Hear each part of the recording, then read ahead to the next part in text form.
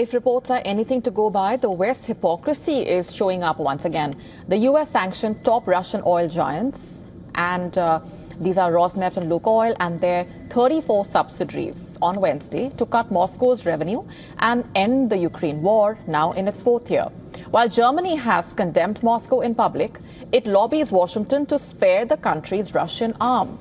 Reports quoting government sources showed that Germany is racing to seek exemptions from U.S. sanctions on Rosneft's German arm.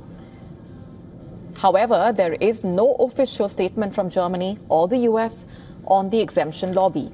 The U.S. warned of secondary sanctions to risk to individuals, banks or companies, including domestic energy suppliers' financial dealings with the two Russian oil giants. That means the U.S. would cut dollar access to anyone doing business with Rosneft or Lukoil and their subsidiaries. Losing access to the U.S. currency would plunge any bank or company into a crisis.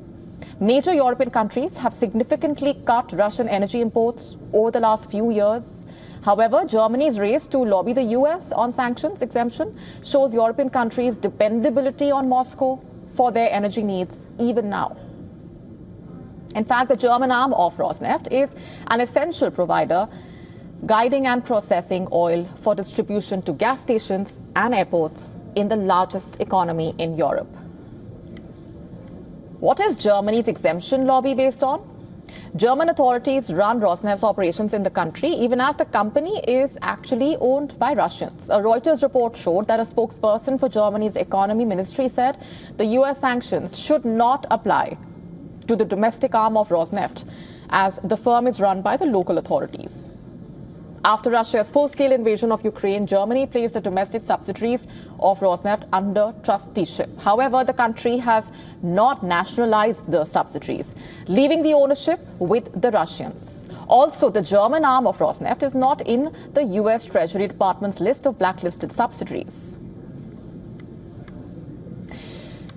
The U.S. curbs coming after a similar move last week by Britain, remember, to sanction Rosneft and Lukoil.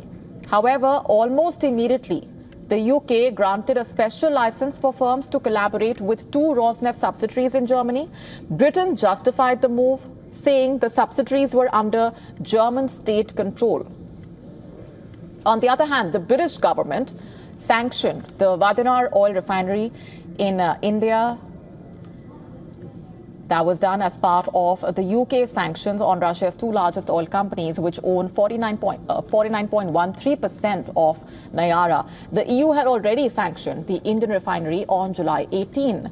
And if the US does grant an exemption to Germany, then that will clearly show the West's double standards.